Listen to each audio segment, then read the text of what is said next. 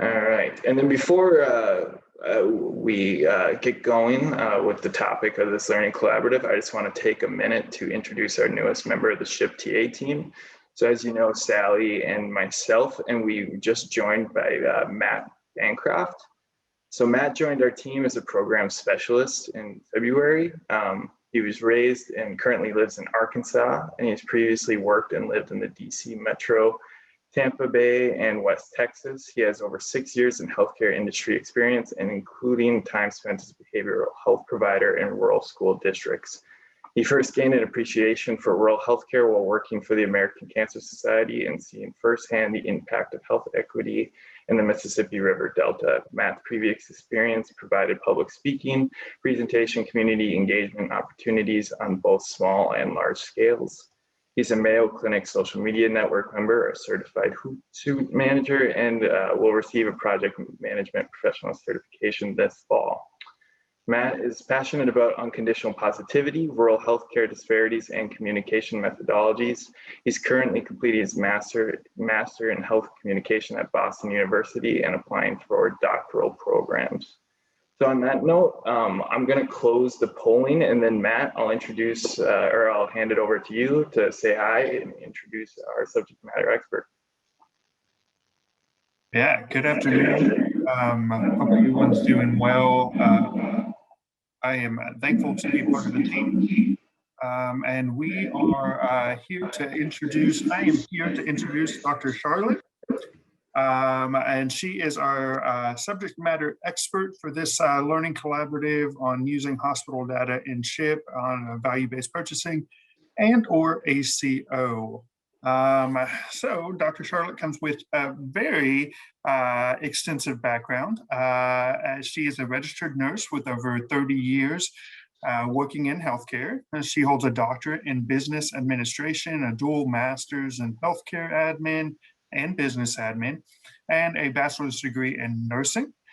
Dr. Charlotte is certified in Six Sigma and is a black belt in Six Sigma. And if you don't know what that is, it is a set of techniques and tools for process improvements. And so she's been able to use those skills and certifications to help provide over 12 years of rural health hospital assistance and clinics, helping to improve their workflow, quality outcomes, and implement new service lines. She also serves as the Chief Nursing Officer for Customer Learning and has previously served as a president for the National Association of Rural Health Clinics and the Illinois Organization of Nurse Leaders. Dr. Charlotte currently serves as Vice President of Training and Development at Canopy Associates, and you can check out their website at canopyassociates.com. Dr. Charlotte, thank you very, very much for being here today. I hope I got all of that correct. I'm sure there's more than what a simple bio can attribute to you, but it is an honor. And with that, I will turn over the presentation to you, and we look forward to learning. All right, thank you, Matthew, very much for that. So I am going to go ahead and start sharing my screen so you guys can see this. So, all right, don't get hung up on my credentials.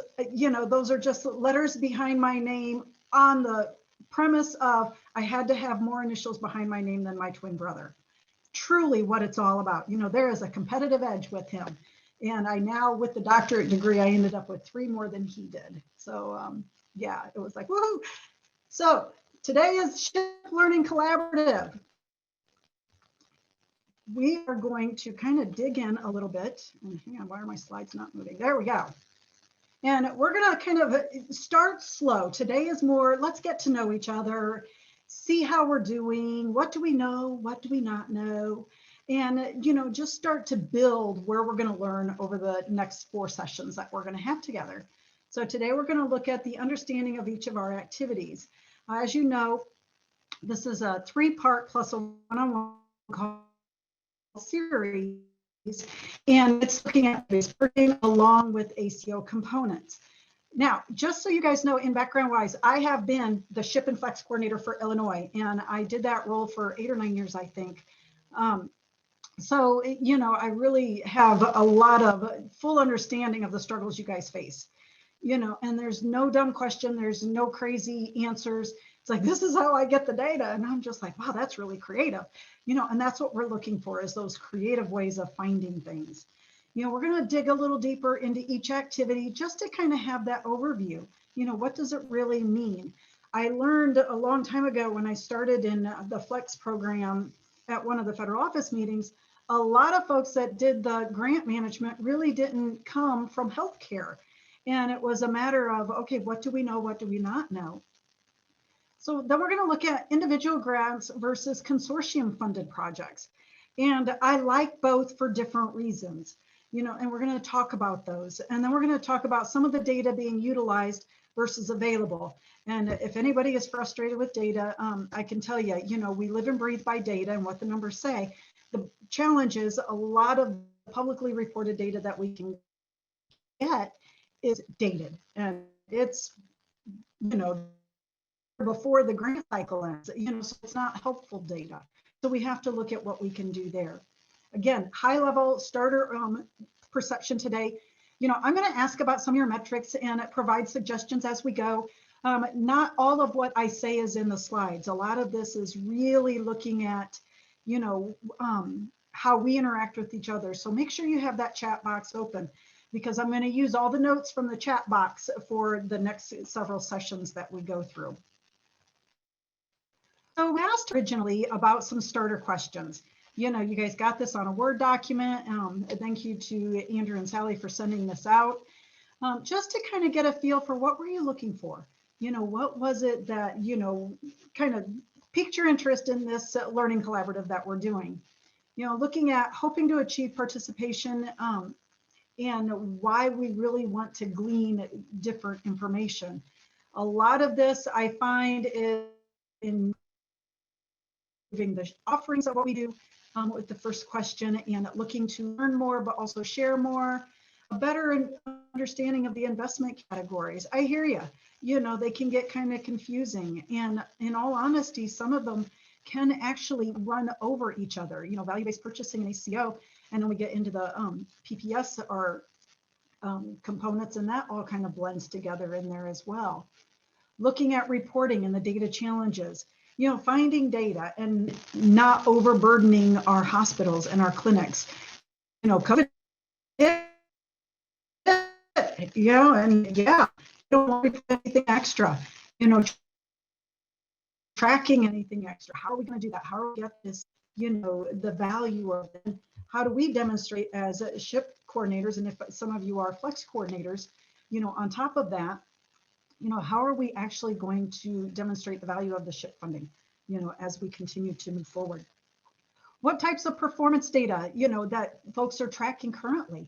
And actually, there wasn't a lot of really, you know, sharing of what they're tracking, other than, you know, some use Campus, some use their HCAHPS data, you know, looking at, we don't track really anything, just what the hospitals provide, and that's okay. You know, so we're going to look at this and see how we can find other data or data management, data mining moving forward. And then what are you obtaining from number 3? And that's really not obtaining data at the moment. If you use secondary sources like Campus, you know, again, it's dated, and I got that loud and clear from everybody, you know, and what we can do with that. All right, so ground rules. First and foremost, this is a collaborative video. I can see you. I can't see you all at the same time, but I can see some of you. And really speak up, ask questions, share what you know. But more importantly, share what you don't know. I don't get that. How can I make this different? What can I do different? This is where we really start to learn from each other. The goal of this entire learning collaborative is to make your SHIP program stronger. You know, have a better understanding of the options, how you promote those options to your hospitals, and then really finding value from the funds for our rural hospitals. I am very passionate about rural, so I have a lot of heart into what we do in our rural programs. So hopefully that will come out from you guys as well as you start to share. But before we really begin, we have to know each other. You know, and I want your turn now, and we're going to go through, and I'll let either Matthew or Andrew start down the line, and we'll just go through one by one of who's on. But for fun, you know, tell me a little bit about yourself. And then for fun, what is that one fun or memorable thing you did during COVID? It doesn't need to be work related. That's okay.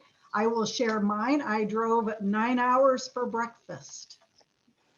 So I took my mother to Oklahoma, and we went for breakfast with the family. Everybody wanted to get out, so we drove 9 hours for breakfast. And then my twin drove up 4.5 from Texas to join us. Talk about crazy. That was our crazy, memorable thing we did during COVID, when we were allowed to get a room and all be in the same room together at the restaurant. So with that, everybody, who's gonna, Matthew or Andrew? I can go. Yeah, so my name's Matt. Andy told you all about me, so I don't have to do any of that. And if you don't remember any of it, it's fine. So one fun thing that I did during COVID, I'm trying to think, two things. And when I really started like expanding my gardening techniques. So that was fun. But I also started fostering dogs. So if the shelters are full, we'll bring one over. But every dog is either named Jack or Diane. Those are the two. So Jack 1, 2, 3, 4, or Diane 1, 2, 3, 4. So that's what I started doing. Fun. Yeah, I can go next. I think the funnest thing I did, I was able to take a really safe road trip to Colorado. Just go hang out in the mountains in a cabin, super isolated, and get some of that fresh air. So that was great. I can go down the list. I have it open. So can we hear from Barbara Brendel and then Becky Bailey? Hi, I'm Barb Brendel with the Missouri Office of Rural Health and Primary Care. I'm the Rural Health Manager, and I really haven't done anything fun. I've just been spending time with my family, my grandkids and my kids and my parents. But my daughter took up gardening last summer, so my memorable thing is I started canning vegetables over the summer. But we are planning a family vacation for my kids, my grandkids, my husband and I for next summer. So we plan on getting away next year.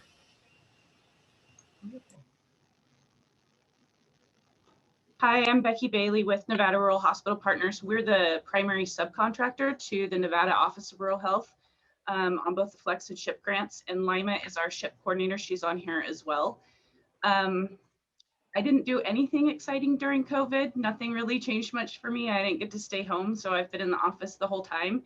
And I would have loved to foster some dogs, but I already have 3 and they said no.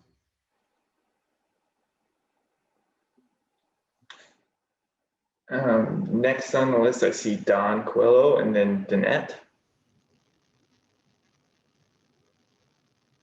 Okay, I'm surprised that you got my last name right. Thank you. I'm from the state of Mississippi. From the Mississippi Office of Rural Health and Primary Care. I am the SHIP coordinator. I am here to learn as much as I possibly can, and also get a open sort of partnership with other SHIP coordinators, managers, directors, so that I can bounce ideas and understanding of different things that come our way when I'm a little confused. And the only fun thing I've done is I turned my drab sunroom into a nice little office. And that's about it. Hi, I'm Danette Swanson from the Colorado Rural Health Center. And we're the State Office of Rural Health here. And I've been the SHIP manager for 10 years, since 2010. And I not only work with rural and have a passion for rural, I also live rural. So a couple things I've done for COVID was my first concern was hearing about mental health concerns. So I boosted my own mental health by visiting my four-legged furry friends out in the corral twice a day. We have horses here, and they are really, really good for giving hugs and touching and doing all the things that we're missing from each other for COVID. And I did a crazy thing for COVID because we're working from home. We've been working from home for a year now. I dyed my hair pink. And if you guys knew how old I am, you would really know how crazy that is. So you're not never on video. What? And you're not on video. No, it's because I've got farm hair. We had a horrible storm here, and I've been out sweating through my hair for 3 days. And so if anybody wants to see a fun hair from COVID, I'll send you a picture. But yeah, that's my fun COVID stuff.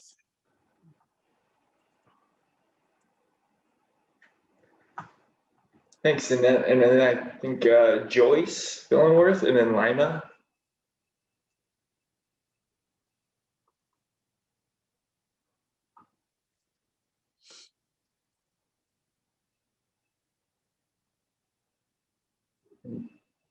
Joyce, if you're talking, we can't hear you.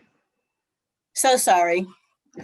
Hi, I'm Joyce Billingworth. I'm the State Office Rural Health Manager for Indiana and also the SHIP coordinator, reside within the State Department of Health. So it's hard to come up with something fun for COVID because we've all been working about 80 hours a week for the past year. So I will say probably the most fun thing is that I support our call center that we created and established for COVID that was running 24/7. So I had the 4 to midnight shift 7 days a week.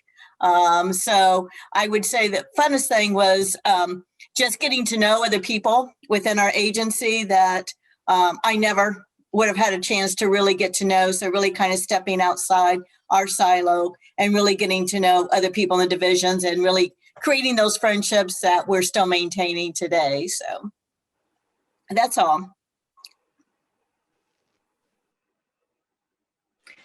Hi, I'm Lima Echegoyen, and I am a Nevada SHIP Program Coordinator, work at the Office of Rural Health. And the fun thing that we kind of restarted this year, we forgot for a few years before, we started backpacking in the mountains for a weekend at the time. And it's kind of fun because we have to, preoccupied for a couple of weeks prior backpacking, just deciding what meals to take that would taste good, and carrying it for 2-3 days at the time. Also deciding what we really need and don't need to make our backpacks lighter. So that's the thing that we kind of got back in. Thank you. And then I have Lisa Garza and Martina. Hello, everyone. My name is Lisa Garza. I'm with the Kentucky Office of Rural Health. This is my second year as the SHIP coordinator. Excuse me. So I still have, quite a bit to learn, but I've had a trial by fire this past year, it seems like. We have been working from home for the past year. We go back in beginning of next month. So I'm pretty feral at this point and have a little bit of anxiety about assimilating back into polite society. As far as fun things, I have a godson that was born on March 22nd of last year. So it's been fun watching him grow and interacting with him. We've kind of had our own little quarantine pod, between his parents and myself. So it's been, that's been a pleasant distraction for sure.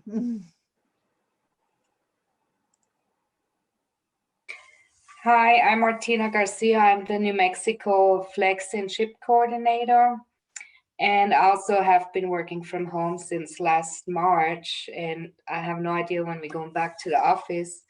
Actually, our building is converted into apartments, so not sure where the next office will be. The most fun thing was that I was able to volunteer for COVID activities at the New Mexico State Lab and actually the vaccine warehouse with the National Guard, and recently at the vaccination sites. And the most fun thing is that I actually got vaccinated also. Awesome. Thanks, Martina. Misty Dennis and then Nicole Redgold. Hi, I'm Misty Dennis. I'm the Rural Health Coordinator for Missouri Office of Rural Health and Primary Care. We're part of the Department of Health and Senior Services. So I would say a fun thing that my husband, son, and I did was we kind of just drove around on gravel roads to the surrounding communities, because that's really about the only thing we did. Something that was more memorable was we had a hailstorm right at the beginning of COVID shutdown last year. And so I was kind of like the general contractor for having our house remodeled on the outside. And it ended up with my husband redoing our back laundry room. So I have a brand new home office. So that's kind of helped, deal with working from home. So rather than sitting at my dining room table.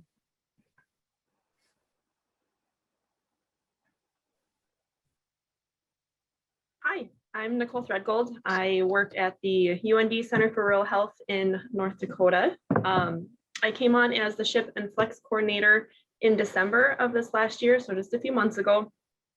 Previously, I had worked in a critical access hospital as their grants manager, among other roles, and so had experience with the SHIP and Flex programs from the hospital side in administrating them.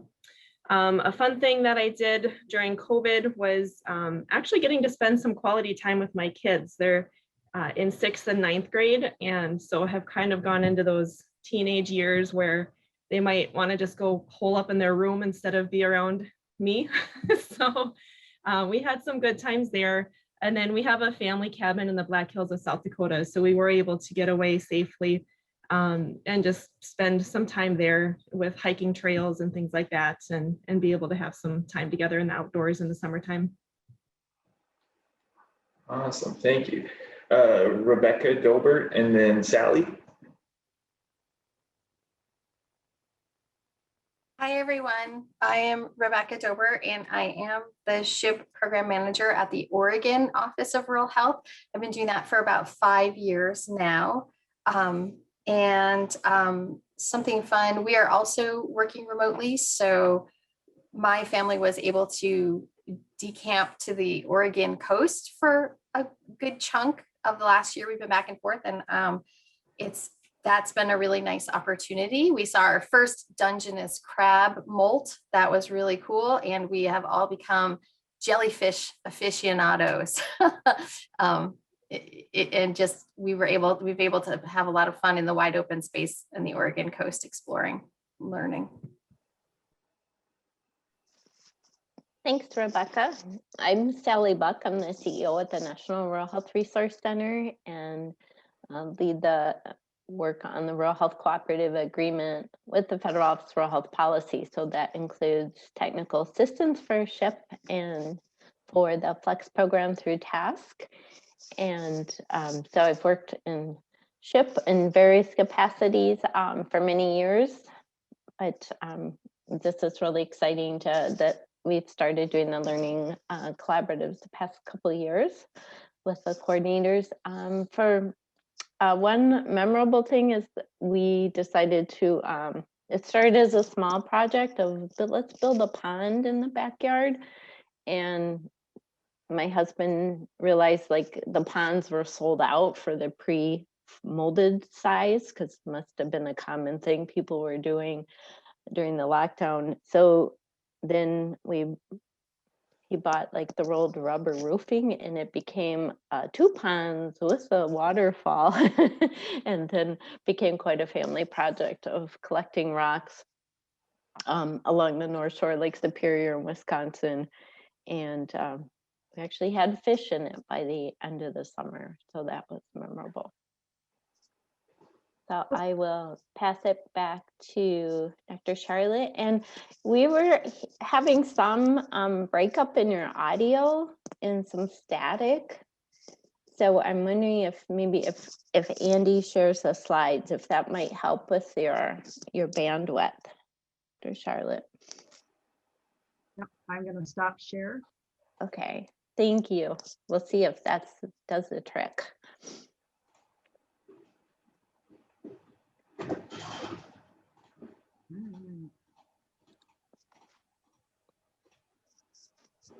Thanks. And did I miss anyone? Did we get to Sherry? No, last but not least, right, everyone? W always comes at the end. So, hey, I'm Sherry Wyatt. I'm with the Texas State Office of Rural Health. I'm so glad to be here. I'm glad you all are putting this on. I just, this is such a big help for me. I'm the SHIP coordinator, have other roles in our department, but that's my role, right, that I'm working on. So the most memorable thing during COVID is about a year ago, on March 19th, my house was struck by lightning.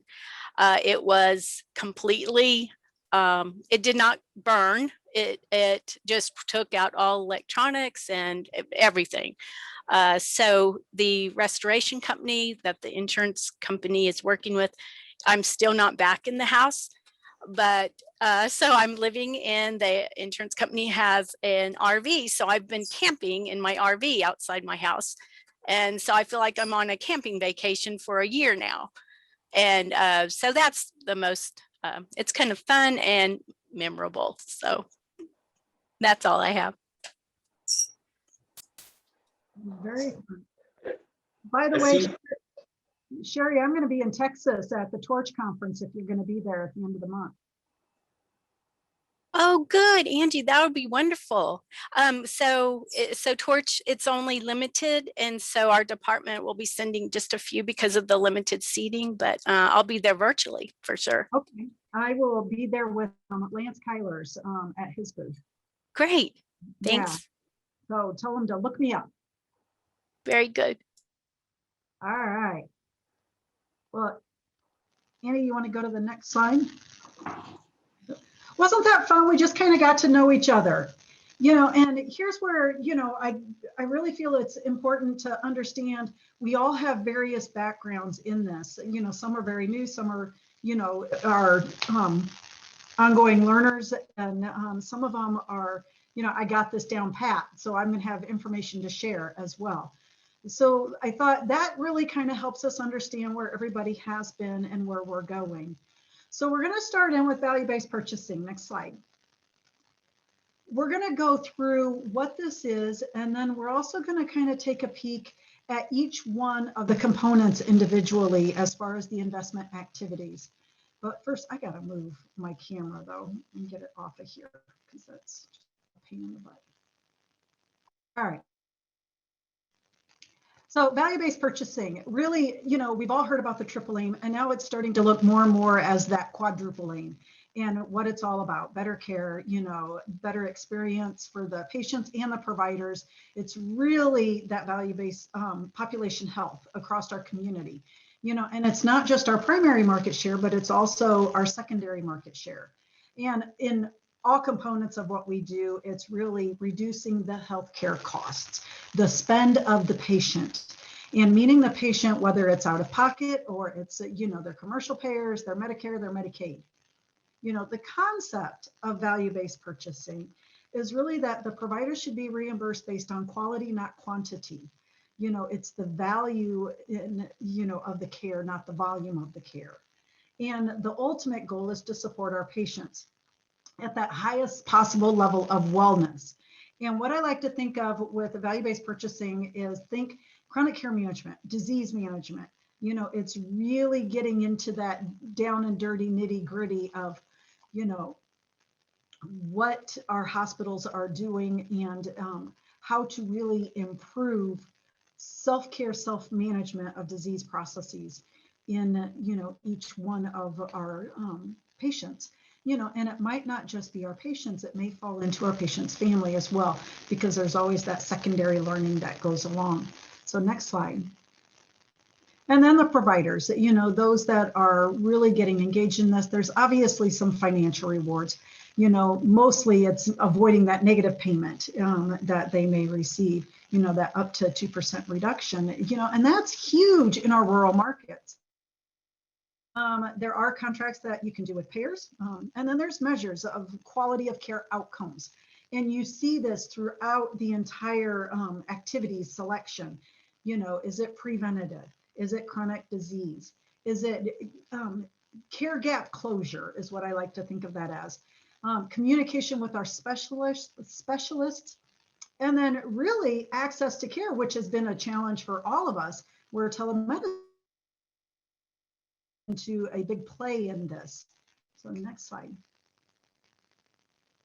So this is what is on the application. Hospitals can select, you know, and what we're really going to dig into, and please use the chat box in this, you know, is if there is something that stands out in this, this is going to help, because the next week's presentation is all on data analysis, you know, and where we're getting our data from. So we're going to go through each one of these components a little bit more and help you understand what they can be, and if you can do collaborative consortium work, or is it individual hospitals getting the grant funding for the work. So next slide. All right, quality reporting. This is MBQIP. Truly, we all have heard about MBQIP and the participation in MBQIP. It used to be with the SHIP fundings, you had to be participating in, you had to have completed D10, and that you'd be participating in HCAHPS. So when we think about this, there's 4 other components in MBQIP that, you know, we could potentially be looking at. Now, with that being said, those 4 components you're going to see kind of fall into other areas as we go along. So patient safety and inpatient, you know, and looking at how we're doing immunizations. You're going to see that elsewhere throughout these selections. Patient engagement, obviously our HCAHPS, you know, under the additional MBQIP measures, it's EDCAHPS and what we can do with that. Care transitions. Now, granted, care transitions right now as the core measure is our EDTC, you know, that emergency department transfer communication. But there's others also within this that fall into MBQIP additional measures, you know, looking at our discharge planning, our swing bed program, looking at our readmissions. And then there's obviously the claims data, which we can capture as well. And then our outpatient, and this is looking at a little bit of our throughput, as well as left without being seen, and those measures that kind of fall into there. But really in our examples of allowable activities, you know, we think about this, there's a lot of things that can fall into this. And when I think about my hospitals and they would select this, and I'm like, okay, what are you going to do with it? It's that activity to support process improvements that result in something in this framework. So when we think about that, we think about, you know, a lot of them select HCAHPS to support their HCAHPS vendor. We all know that's not cheap, you know, when we think about our HCAHPS vendors. But that doesn't really give me, you know, that true outcome measure. It'll give me an output measure when we think about the logic model, you know, how many used it for this, but it doesn't give me the outcome. You know, did our vendor help us to improve in response rates? You know, we switched vendors. We went from mail mode to mail and telephone, or only telephone.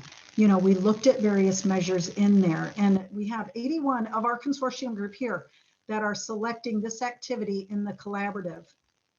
So with that, you know, if you have a really good measure, type it into the chat box, because we're going to capture these and use these down the road, or feel free to jump in and, you know, ask a question, say something, because we're going to go through each one of these one by one to help us really understand, I got this one, I know what I can do. It's really looking at how we can improve each one of these measures. And if we have 81 hospitals selecting this activity, what are we doing different? Now, I will tell you, and I'm going to give you examples as we go along. When I was in Illinois doing this work, we did two things. One was a consortium of funds, and our hospitals could select to be part of that. We did an HCAHPS project where we did an assessment, on-site assessment of our process. And we brought in an external consultant, 10 hospitals participated, and then within each month, we did training and engagement. And while we had the number of hospitals participating, the number of staff that had training or enhanced learning in the HCAHPS process, we also had to look at the outcomes. We had outputs, which were fine, those numbers, but then our outcomes. And that's where we could demonstrate that we looked at, would you recommend, and our score rating. You know, and we went from, and we had to collect it in real-time data from our vendor versus what was going out on back then Hospital Compare, now Care Compare, because of the dates of that data being, you know, uploaded. But we were able to demonstrate through the participation that 8 out of those 10 hospitals were able to improve the engagement factor and would you recommend as a 4 instead of a 3. We moved that bar and we moved it, you know, I want to say upwards of 15% in each of those 8 that really demonstrated a positive rate enhancement. And those were some of those things that we had done different, you know, when we started looking at some of the ways to really enhance. And then our hospitals that were using it individual dollars, they had to also provide a little bit more detail into the percentage completed, you know, and really looking at their response rates. And the majority of them looked at response rates when they did that, because that was one of them. We gave a pre-selection of ideas. When we do the grant applications, we do a webinar ahead of time and we give them ideas of things they can do. And that does help. And, you know, it helps them think about, do I want to be with a group or do I want to individually? You know, moving forward, you know, this next year, I know your grants are probably already done. You know, we all had the COVID grants on top of this. And I had hospitals saying, hey, I've got enough money. I don't know what to do. And they gave them for consortium work so we could work together and build those best practices and toolkits moving forward. So hopefully that helps you a little bit in that one. Another thing that we have done, and again, this is in Illinois, and we're going to be opening it up to other states, is we have the mbquip.com. And this was in participation from all of the quality directors. I had 52 in Illinois. And with that, they were complaining about the mbquip reports. One, they were dated, and 2, they were hard to read. They just weren't friendly when you put them into a board report. And so we created mbquip.com where we take the Excel file of data, upload it, and it gives a better display of the data for our hospital directors to use for their reporting and management moving forward. Next.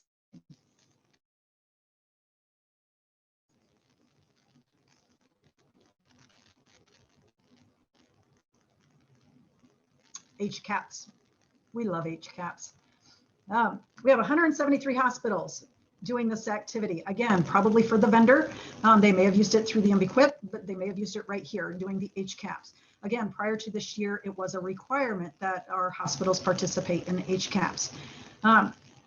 Again, may use funds to support the vendor, but really start to think about how can we improve the outcome, not the output, but the outcome. And again, I'm not seeing anything in our chat box yet. So if you have any, you know, there we go. We've got some looking at HCAHPS patient satisfaction scores for their Native American Indian patients. Yes. Culturally competent organization and staff. That is huge. You know, when we start to really think about, you know, the various nationalities that we serve. I worked with out in Arizona, and now I can't think of her name off the top of my head, and I just thought of her the other day. A lot of her hospitals are Indian hospitals, and they aren't required to do HCAHPS, but there's an Indian survey, and really looking at how can we enhance that patient experience and capture some data moving forward with them, and looking at, better ways to improve communication. Is it in doing telephone and getting it in their language, their understanding? If you've been on the HCAHPS resource site that is out there, they have all the languages available in HCAHPS. And amazingly, they don't have them all that tend to fit in some of our nationalities.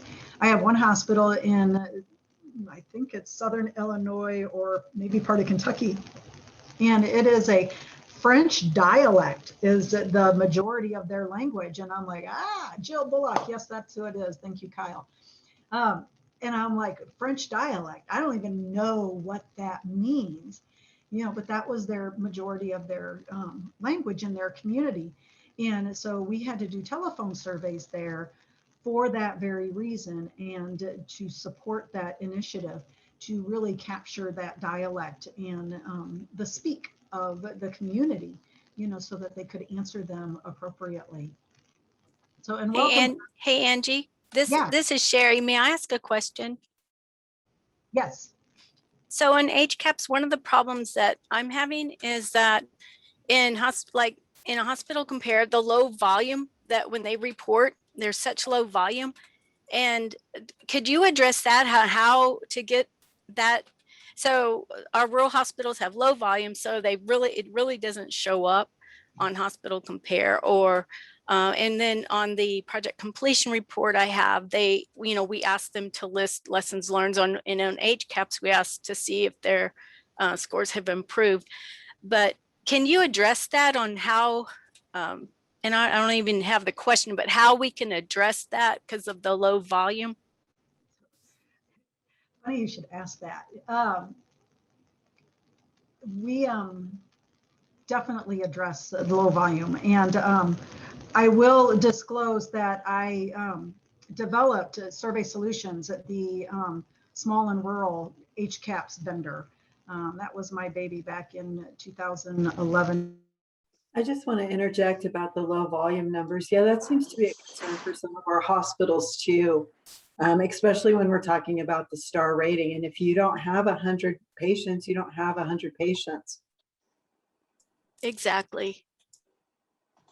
But going back to, HCAHPS and small numbers, again, it's very much about transparency and looking at, okay, what can we do different to capture that small numbers and really promote that within each of our hospitals and into the community. And I think that's where we really want to shine. Whether it's, I've got one hospital that had 5 eligible patients in a month. And the reason was because they had so many observation patients or swing bed patients that their true HCAHPS inpatient overnight stays were not of high volume. So we had to look at other alternatives. And we started doing other surveys on top of HCAHPS, looking at our swing bed surveys, looking at our outpatient surveys. They actually started a short initiative of observation patients and looking at how can we capture the stay of our observation patients and use similar HCAHPS questions. We can't use the true questions because HCAHPS says you can't. So we started looking at some of those areas, even though it's not reported on Care Compare. And, in all honesty, it's really what the community says and feels about the organization. We want to become provider of choice. This is how we're doing it. And that's how we started promoting, doing more with less, basically, is looking at other alternatives and ways to really capture data, even though it's not publicly reported in the Care Compare, it is reported in our community. It's reported, within the walls of the hospital when people come in, maybe in a newsletter or different things that we do in marketing to move that bar. We also would have periodic handouts, and they were almost like, I want to say, not note cards, but bookmarks. Long, skinny, a little bit harder. And we kept those kinds of pieces of information in our waiting rooms, in our clinics. Now, granted, we couldn't do that during COVID, but prior to COVID, we had a lot of that information there for patients to take. If they had questions about our services at the hospital, you know, we would promote it in that marketing way, I guess you could say, where it would talk about the services at the hospital. This is what you can expect when you come into our doors. And on the backside, it talked about the quality of care outcomes and where they were at that time. You know, so those are some ideas of things that you can do to really promote, you know, looking at what kinds of lessons learned or ideas we can get through outcomes versus outputs. I hope that helps. Yes, thank you. Yep.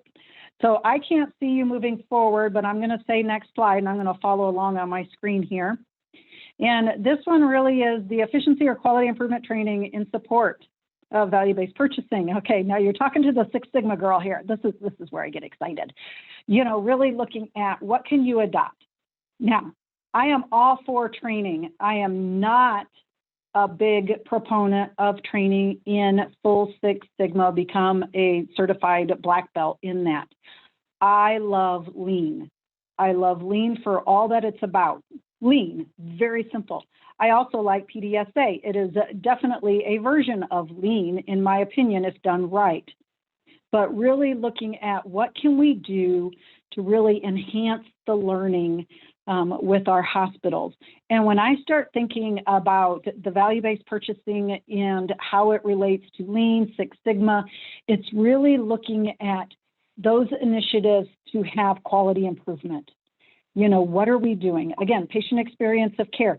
Those are your patient satisfaction. Don't look just at HCAHPS. We're small and rural. We have very few patients. Let's look outside the box. Let's look at our swing bed patients. Let's look at our outpatient visits, our lab, our radiology, our therapy department. You know, let's look at discharge planning, transitional care management. That's huge for our hospitals. Teach back. Are we using teach back to its fullest extent?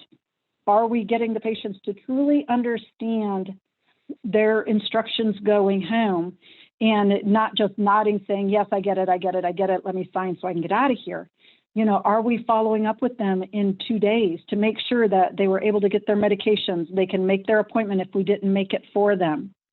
Patient safety and looking at the measures regarding patient safety. ARC has the great safety survey. I suggest doing that every other year. I don't think we need to do it every year. I think that's too much burden.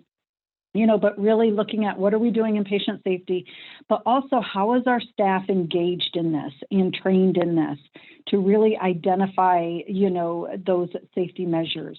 Reducing readmissions, that's huge. You know, that's a lot of our claims data, but we can also look at this in real time, you know, when we discharge our patients home and look at, okay, what can we do a little bit differently?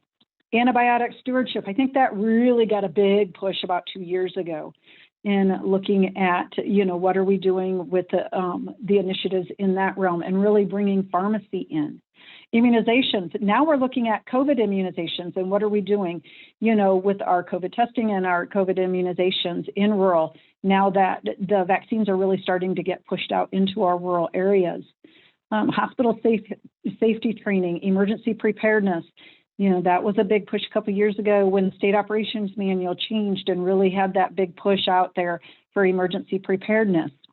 I know in one of our grants, and unfortunately, I think it's probably a flex grant, not a SHIP grant, we actually did more in creating the EMS shooter bags. And this was for a shooter on site of a school or a business, and they would grab their shooter bags. And we put those bags together and then gave them out to our hospitals that had ambulance services. And then for those that really tried to support their ambulance services.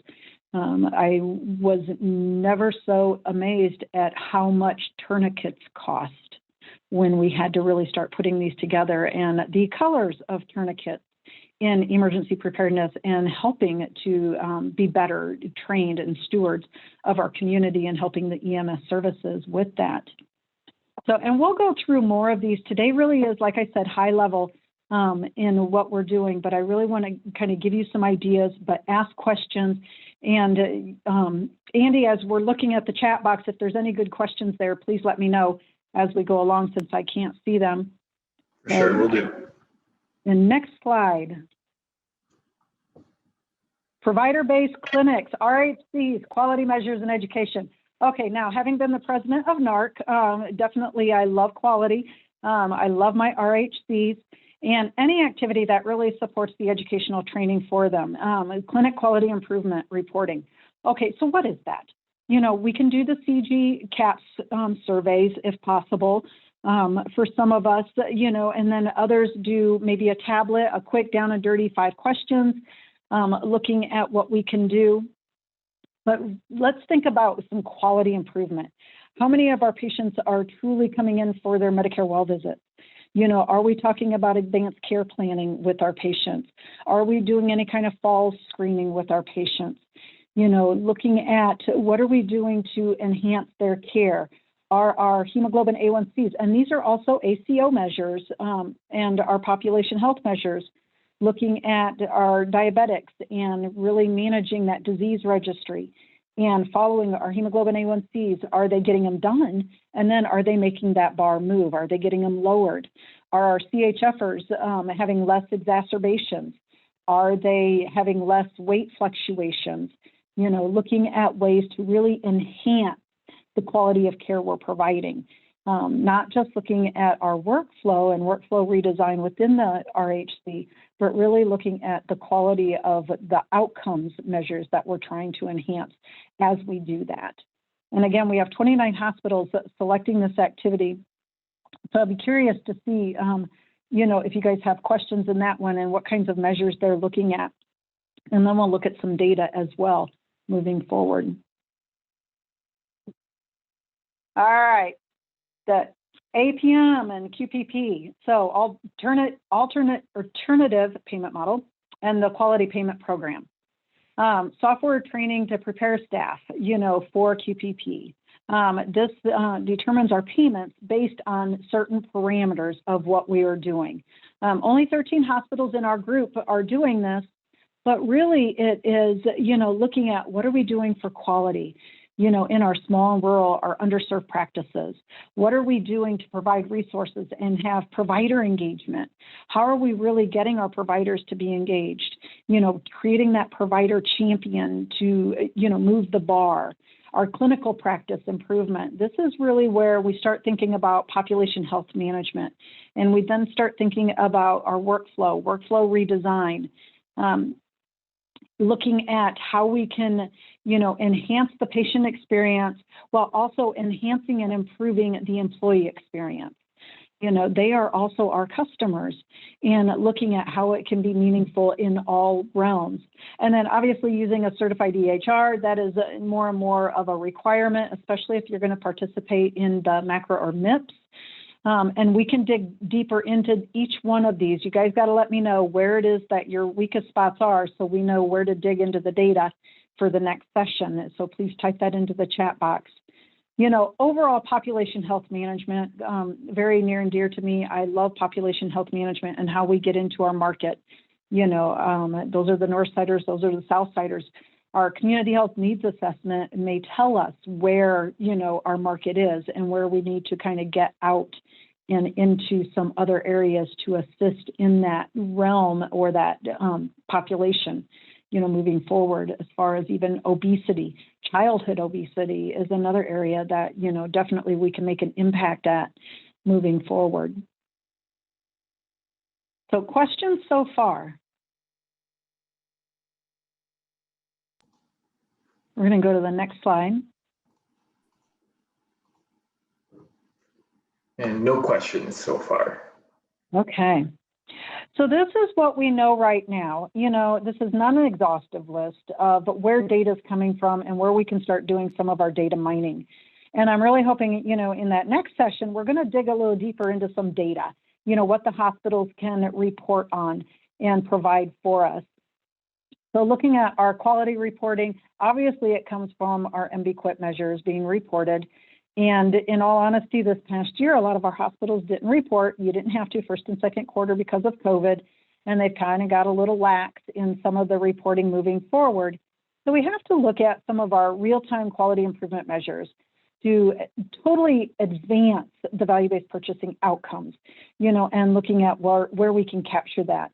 HCAHPS, you know, obviously we get it in MBQIP reports, so we also can get it on Care Compare.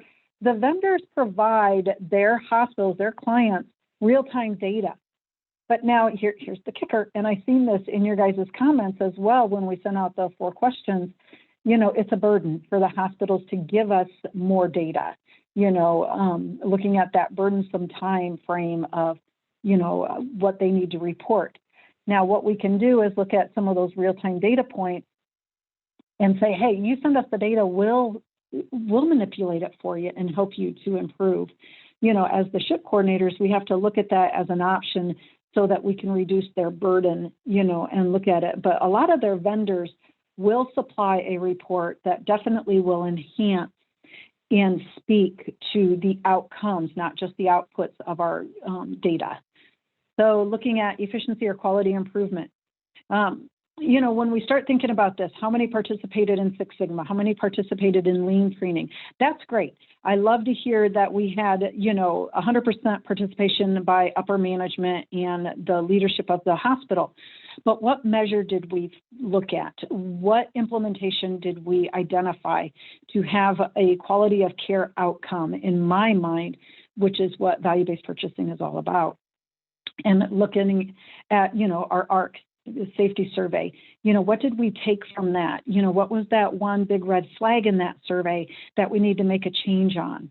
Or our antibiotic stewardship, maybe it is in the leadership section. There's 8 sections that they answer, and doing a little bit more of a drill down when they do their NHSN annual survey, you know, say, hey, we need to focus on this area and move that bar a little bit. Obviously, our clinic measures, there's MIPS reporting, and then we can look at some other reports or some other options, you know, when they start to really dig into population health, looking at, you know, what are they doing for their disease registries, their chronics. They can have a simple transitional care management program, and that can be managed through the clinic versus the hospital in those 2-day follow-up phone calls, especially if the patients didn't make their follow-up appointment yet. It's a great way for the clinic to get involved in that. So our APM and the QPP, you know, obviously the MIPS reported and self-reported data is definitely where we're going to go in some of that. Care Compare, county health rankings, you know, Dartmouth Health Atlas are some, US Census is another, but again, this is dated material. So we can use it as far as just kind of looking at some of the data as a baseline of where we are. But really, we're going to have to dig with the hospitals and start looking at, okay, when you guys submit your application to receive the SHIP funding, and you're going to do it on your own, let's do a little bit more of where we can find some good data points. And what I'd really love to see happen at the end of this is that we have some identified measures that are consistent. So when we write, you know, that final national, you know, report, we can say, look at the bar, look at, you know, how rural has truly enhanced the care and the outcomes in our rural communities because of SHIP funding, you know, and that's what it's all about is, did the SHIP funding make a difference, you know, and what kind of a difference did it make moving forward? Next slide. ACOs. Okay, so again, when I was in ICANN in Illinois, I still live in Illinois, don't get me wrong, but when I was at ICANN, we also developed an ACO. I was the director of quality and compliance in the organization. So, and it was called ARICO. It still is ARICO, I guess I should say. And it really, you know, in my opinion, ACOs are becoming that pulse of value-based healthcare. You know, they are really starting to create that momentum. When ACOs first came out, and those were those frontiers and pioneer ACOs, you know, rural really couldn't participate because we didn't have the 5,000 that was required. So, you know, we started seeing more and more of them pop up. And I'm sure you guys all have ACOs within your states. But really, it's building shared goals among multiple providers. And they may or may not have a clue as to who each other is in support of that quadruple aim. You know, again, it used to be the triple aim, now the quad. So we look at contracting with different types of payers to engage various types of providers. You know, one of the things that we have learned, you know, and if we go back to our RHC quality measures in the value-based purchasing section, patient-centered medical home is huge. And this is a great stepping stone if you're considering joining an ACO, you know, because it kind of starts to help you see what you need to do to move that bar and really look at, you know, how we can change the care we're providing. But then payers are starting to look at that. Are you PCMA recognized, accredited? And they are starting to say, hey, we'll pay you more for our patients that, you know, are under us, you know, because of your PCMH status and your management of our patients. So I've seen this in several states so far. I'm really trying hard to get it into Texas, by the way. So working with Kate Hill and the compliance team, you know, we've started seeing more and more states say, hey, we'll pay $1 per member per month. Blue Cross Blue Shield paid us in Illinois that under our ACO for being in an ACO. They pay extra if you are a PCMH. You know, it's like, holy cow. And I don't want to call it free money because it's not free money. You know, there's work to be done. There's, you know, things that we have to do to achieve this success with our patients. But there truly is ways to look at this when we start thinking about ACOs and ACO engagement. Now, ACOs have various levels. There's risk and there's no risk. The higher the risk you join in an ACO, the higher the potential reward. And then, you know, really looking at, you know, do you want to be in a no-risk ACO? But overall, I know a lot, especially in Illinois, they use their funds if they select the ACO. It really is to support the ACO they're in. And the reason I say that is because there typically is a fee to be part of the ACO. It's not just a no fee, get all the resources. You have to pay a fee to be part of the ACO. They can range anywhere from $5,000 to $50,000 a year to be part of the ACO. But it definitely demonstrates, you know, the engagement factor and the hospital and or clinic saying, yes, I want to be part of this because I believe in it. And I know there's not just a financial reward, but a true personal reward for our community. And again, I always think of it as becoming provider of choice. We have to do things to really get there. So the ACO, this is part of the application. These are all of the components that they can select from. And again, we're going to go through each one of these. And when we start thinking about this, you know, there's a lot of them that kind of overrun, again, with value-based purchasing. They kind of go hand in hand, you know, so you can have a hospital say, I want to be part this, because it does, you know, demonstrate that activity. But then it's, okay, what are you doing to really have that outcome, you know, and that outcome measure moving forward? So next slide, I think it says pharmacy. So on our pharmacy one, there are two pharmacy components in the ACO. You can do CPOE or you can do pharmacy services. And you can see we have 28 and 27 collectively that have selected this.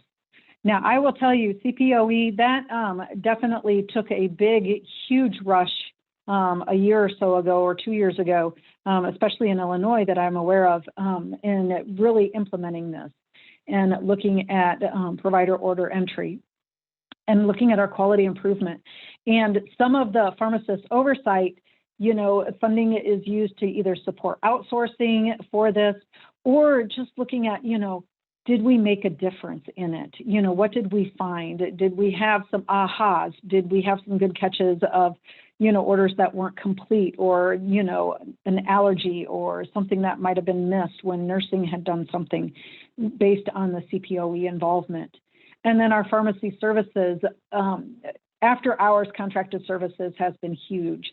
That one is definitely an area of looking at how can we support our pharmacists so they get days off and they don't have to be on call all the time, and looking at the remote pharmacy and what's involved in that moving forward. I know some of them use some hardware, mostly software for implementation and how it connects to their EHRs. That seemed to be a big one as well. Training wasn't as big. A lot of it came with a software purchase versus having to pay extra for the training.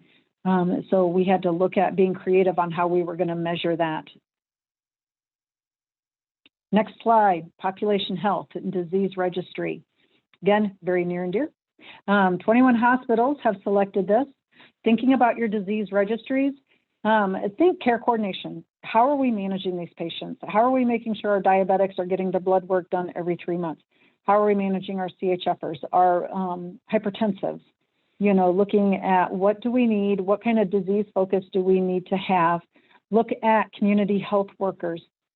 And when you go out onto the ACO, out on the Rural Resource Center, you know, and you can see some of the allowable activities, there is a section in there called Project Echo.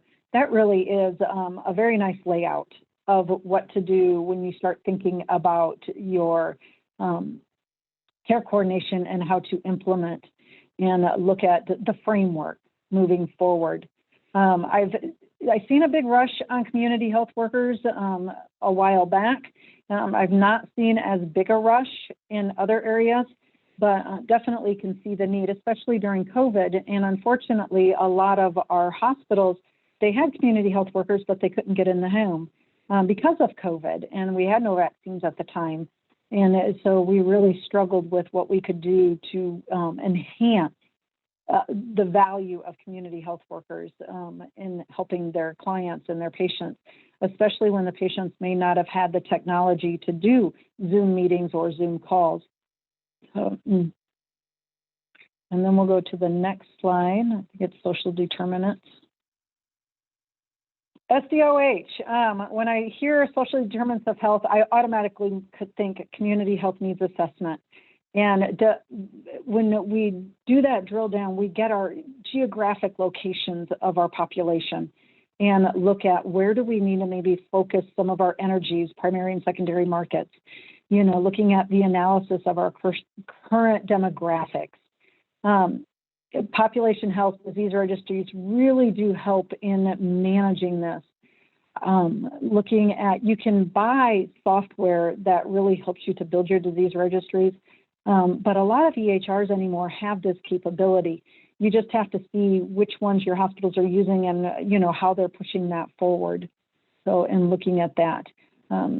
Didn't have a whole lot of hospitals. They were kind of combined in population health and the SDOH together of our hospitals using this moving forward. So again, Angie, yes, yeah. This is Sally. The breakout of SDOH screening and software and training was just a new activity for fiscal year 21. Yeah. Okay. So sorry, I missed that.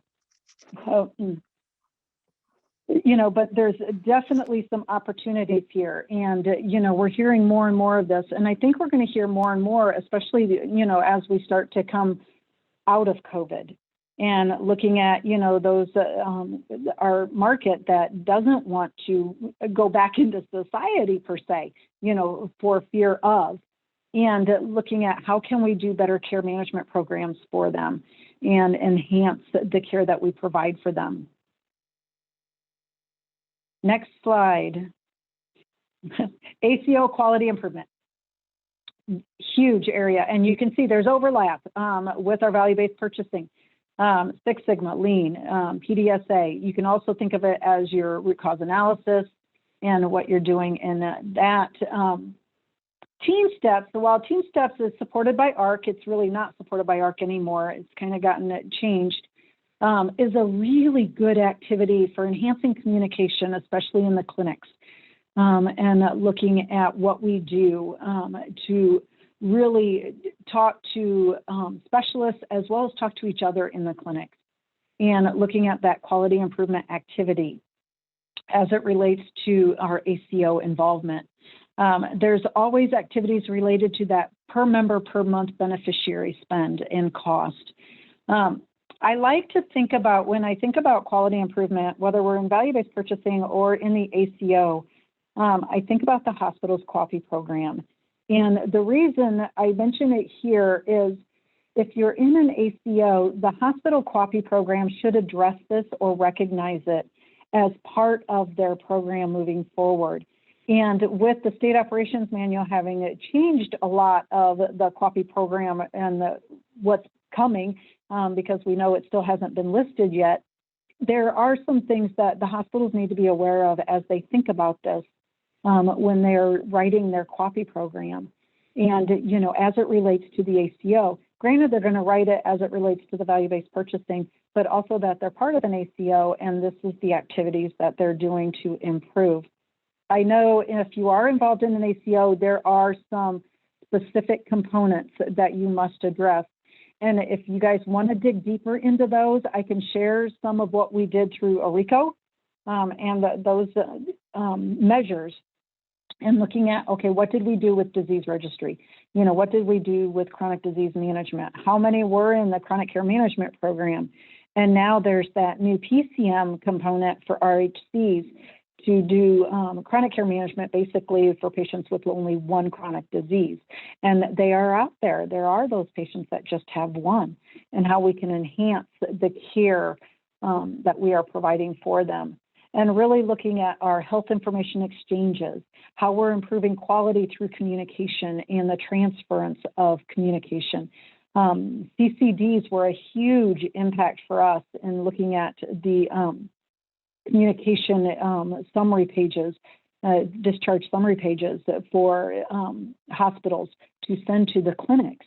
You know, those are those quality improvement activities that really support your ACO, your shared savings initiatives, but they also support your RHC metrics, as well as that QAHPS program for the hospital.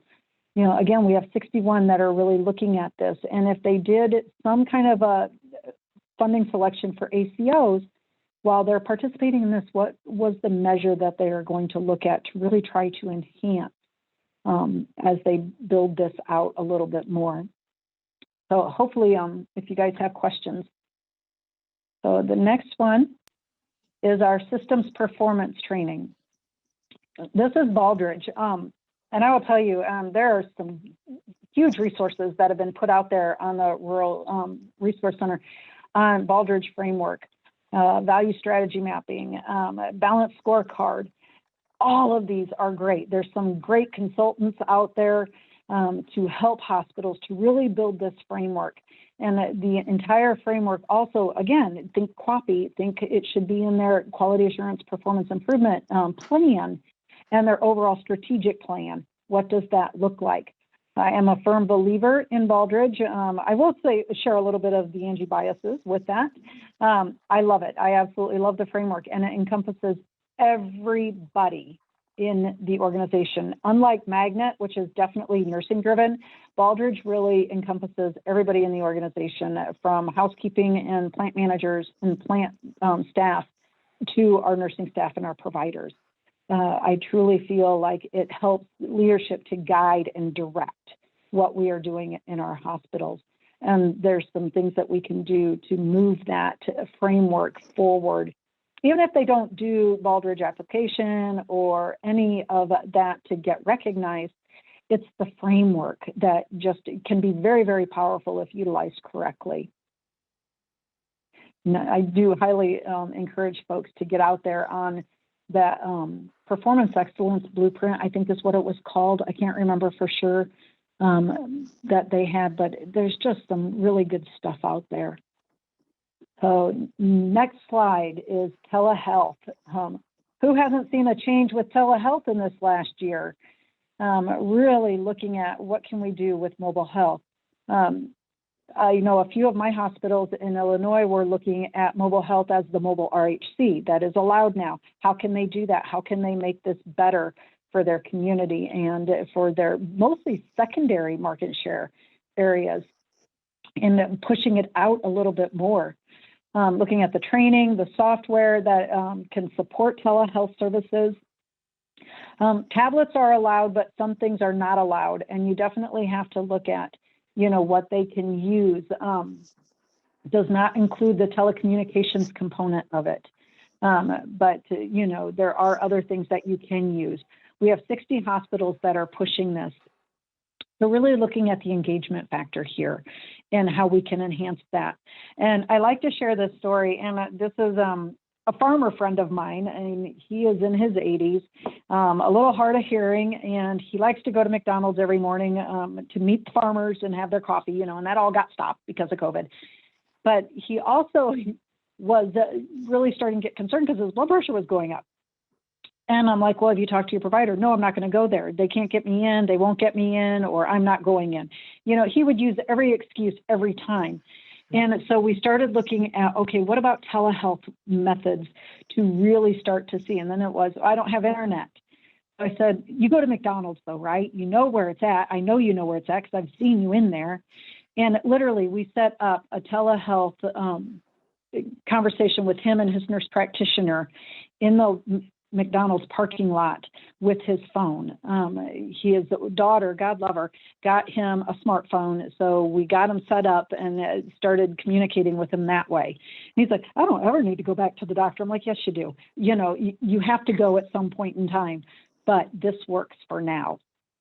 And, you know, really starting to get, you know, innovative in how we can use what's available to us, you know, looking at how we can really enhance, you know, the telehealth activity, you know, and looking at, you know, again, our disease registries, maybe we can really touch, you know, 50 lives in the first quarter just through telehealth networking, let alone using it for our specialists, you know, our cardiologists, our stroke, our neurology, you know, our behavioral health has been a huge one, you know, and looking at other alternative, you know, care services for the community. And then I think this is our last, nope, not our last one, community paramedicine hardware software. I really did not see a lot of our hospitals using this at first, but I think it's becoming more and more actionable using that community paramedicine program and really looking at, you know, what kind of formal CPP is in place in order to purchase more or new hardware software.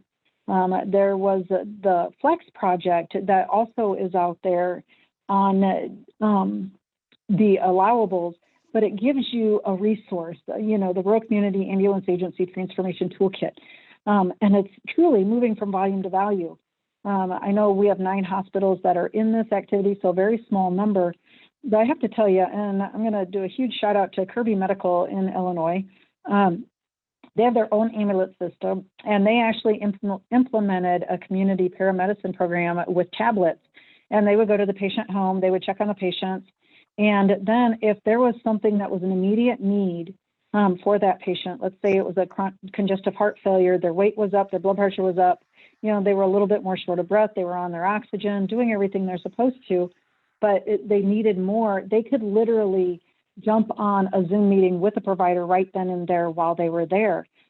Kirby, you know, was gracious enough to have a provider on call or at the office that was available at all times to help when the community paramedicine folks were out doing some of this work. And I just thought, how cool is that? You know, right then and there, these patients get to see some of this real time. And even if the patients didn't have internet, the paramedics actually carried a traveling internet through Verizon hotspot that they used, you know, so that they could activate and get the provider immediately. Now, granted, most often it was a nurse practitioner or a PA, not an actual MD, but it's a provider and you're getting care for that patient immediately and looking at what you can do different. So there's some great tools, great resources out there. Definitely start looking at, you know, some of those available resources and looking at what we can do differently to measure, again, the outcomes from this. So our last one is health information technology, true cybersecurity. That's where my head goes when I think of HIT, you know, and looking at what are we doing and what can we do differently. Risk assessments typically come from an outside vendor to look at how can we capture information to determine our risk. We see over and over again that those hospitals that are getting hacked and that patients' information is out there on public domain somewhere. Looking at, you know, training for our staff, for our providers especially, and by vendor. I know in a lot of networks they started implementing KnowBe4, so it would tell you if you were opening an email you shouldn't, you know, by staff. You know, it would send out censors, you know, per se. So looking at what we can do different. And I know I'm running out of time. I cannot believe that. Last slide. Whew. That was a very high level, quick overview. of what each of the components are on that slide there. Questions so far?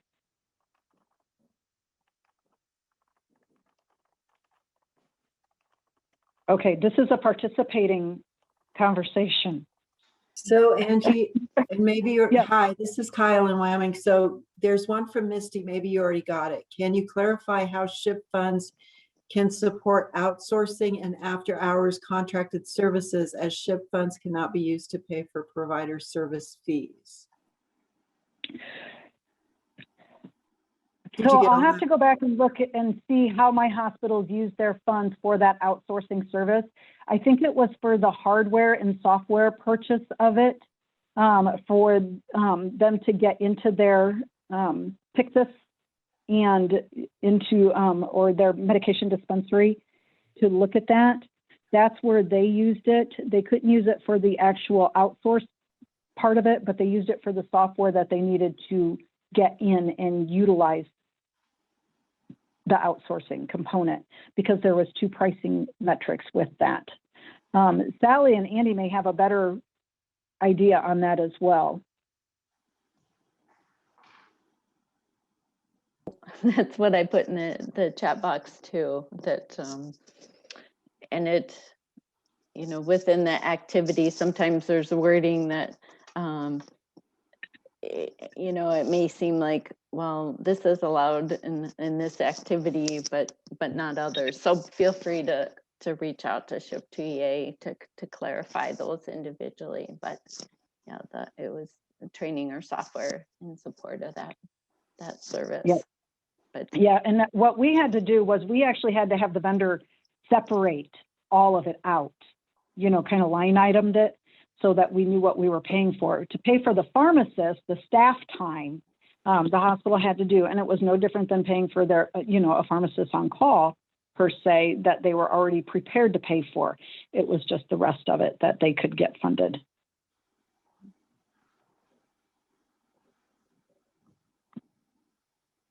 Other questions?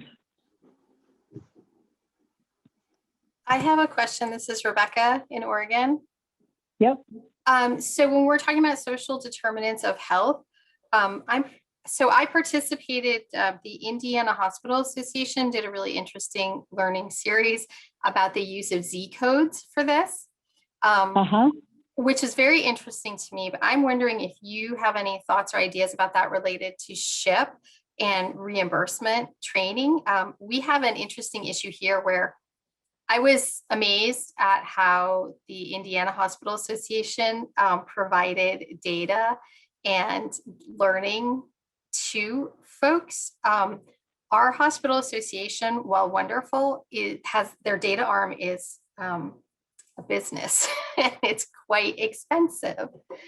So they have a different kind of relationship with the hospitals, where the hospitals don't necessarily have access to data, and then education and learning about things like improving your reimbursement by properly coding social determinants of health through the use of Z codes is something I think would be very interesting, but I haven't come across that hospital association didn't sound like they were doing any vendor activities or outsourcing of that. Have you heard of anybody else doing that? Do you have thoughts on that for SHIP? So that would be one of those training and education things, and we could build a consortium with. I do know a couple of vendors and folks that could assist us in that and do some of that training in your coding and looking at that. And we can talk about that at the next session as well. But I definitely think I have a couple opportunities for you. And I agree, you know, hospital associations in every state is a little bit different. Some, you know, do great in the education realm and allow people in for free or very low cost, and others it's extremely expensive to participate, and there's no one standard. And you know, unfortunately, that's just a variance that we have to work through. Hi, this is Joyce Fellenworth, and I'm with Indiana, and we utilize the Indiana Hospital Association and our SHIP administration. And so if there's an interest, I'd be more than happy to connect you with the with the team that helps us with the implementation of those programs in our SHIP funds. They're using that in our SIP project, which is focused on health equity. Great. See, that's what this is all about, learning from each other and tapping into resources.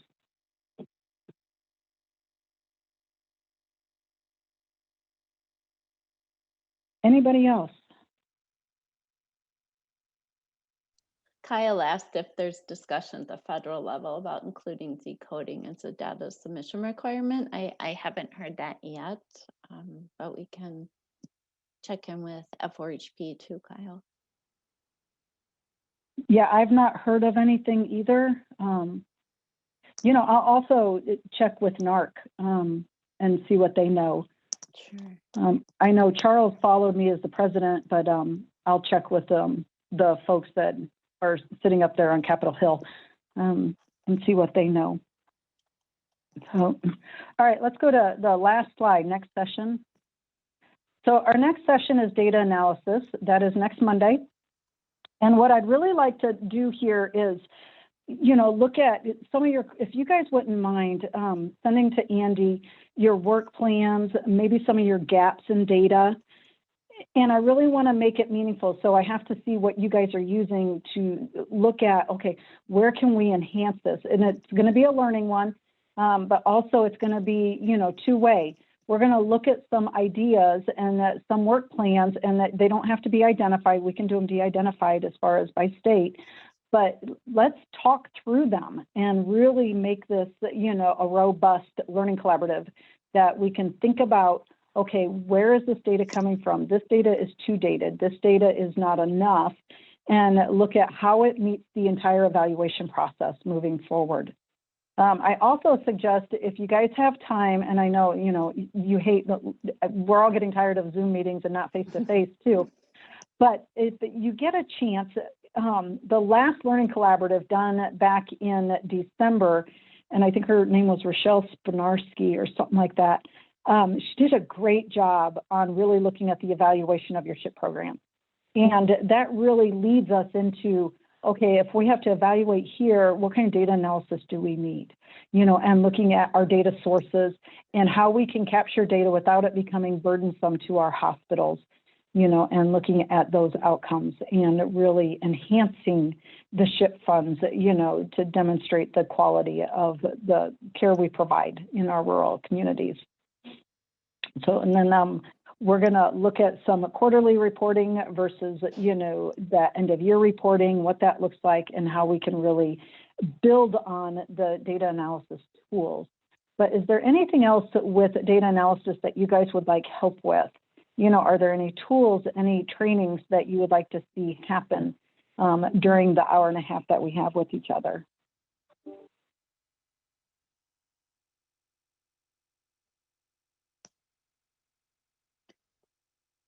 And thank you to all of you that were able to do that quick Survey Monkey about the data. And I think we've shared that with Andy. I really like that. And that will help definitely in that next session as well, to see what challenges as well as what types of data you all have been using to date from the hospitals, either that you primarily collect with the progress reports or secondarily through sources like Hospital Compare and BCLIP. So that was really helpful. If you didn't have a chance to do that, I think, Andy, that's still open, the Survey Monkey link. Sorry, I was on mute. Yes, it is open, and I can send a follow-up with like the slides, information for next time and the recording. So if you had any audio issues or anything like that, you can review everything as well as take that, answer those 4 questions if you haven't already.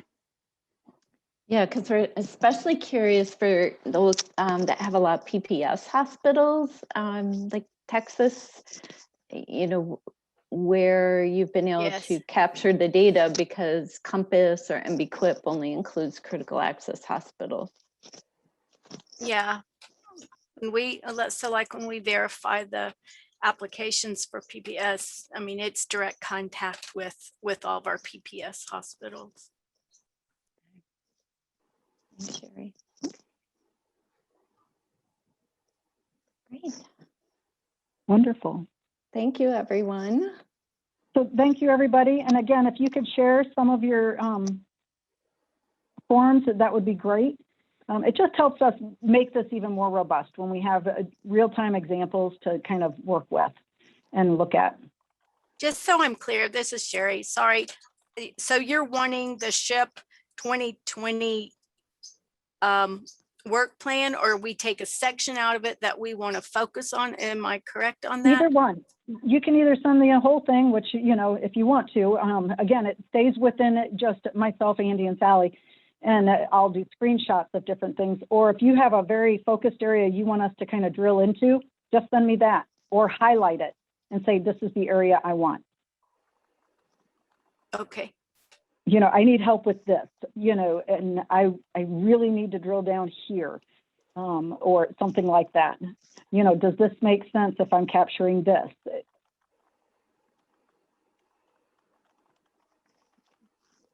And then we'll look at, you know, ways to measure if you're doing individual hospital funding versus consortium projects.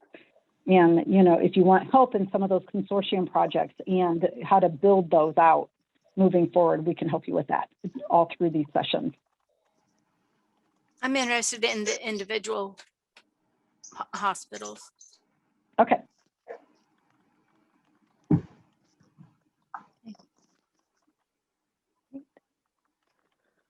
Anybody else? I know we ran over.